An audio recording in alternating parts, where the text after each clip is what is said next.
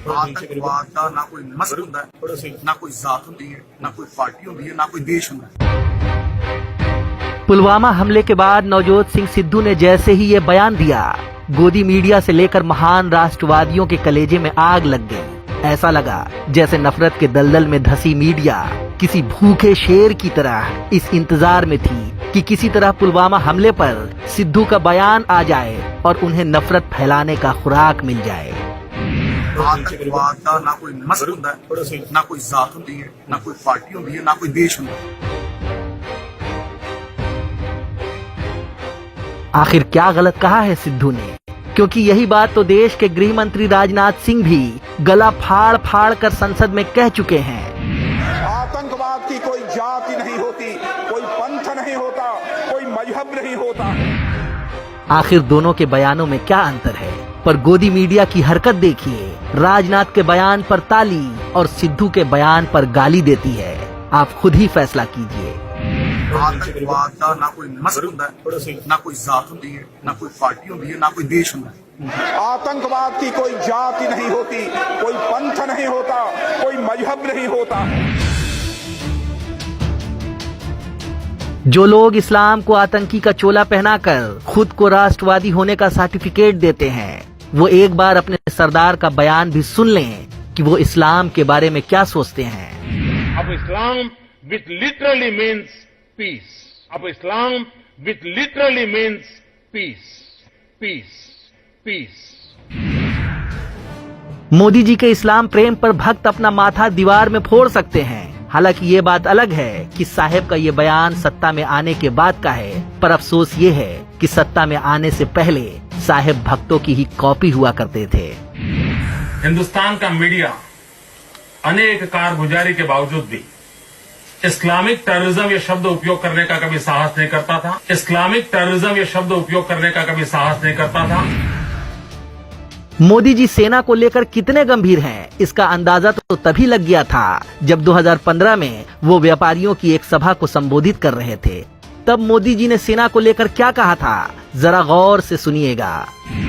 सेना में एक जवान जितना साहस करने का ताकत रखता है ना, उससे ज्यादा साहस करने का ताकत व्यापारी रखता है। सेना में एक जवान जितना साहस करने का ताकत रखता है ना, उससे ज्यादा साहस करने का ताकत व्यापारी रखता है। मोदी जी सेना पर कुछ भी मुंह उठा के बक दें, कोई बात नहीं।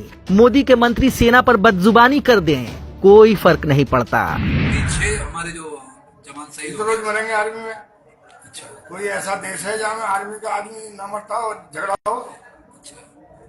गाँव में भी झगड़ा होता है, लठेबाजी होती है, तो कोई जगह तो वायरल हो भाई फर्क क्यों पड़ेगा? भगवा रंग में रंगने के बाद आपको कुछ भी करने, कहने और बोलने का लाइसेंस मिल जाता है। आप खुद देखिए, भगवा रंग में रंगी एक महिला भक्त पुलवामा हमले के बाद किस तरह एक खास कौम के लोगों के खिलाफ सोशल मीडिया पर जहरीली टट्टी कर रही है। लेडी भक्तिन कहती है, अपनी अपनी आईडी से जुड़े एक एक मुसलमान की वॉल चेक कीजिए, कितने मुस्लिमों ने जवानों की शहादत पर दुख जताया है, और जिन जिन मुसलमानों ने श्रद्धांजलि नहीं दी है उन्हें अपनी अपनी भाषा में गरियाइए। जरूरत पड़ी तो लतियाइए। बाहर बैठे सुअरों से बाद में निपटिए, पहले घर में पल रहे इन कुत्तों को गाड़ना होगा।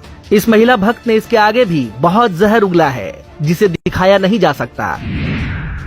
दरअसल ऐसे लोगों का मकसद सिर्फ हिंदुओं के गुस्से का इस्तेमाल मुसलमानों के खिलाफ करना होता है। इसका देश वेश से कोई लेना देना नहीं होता।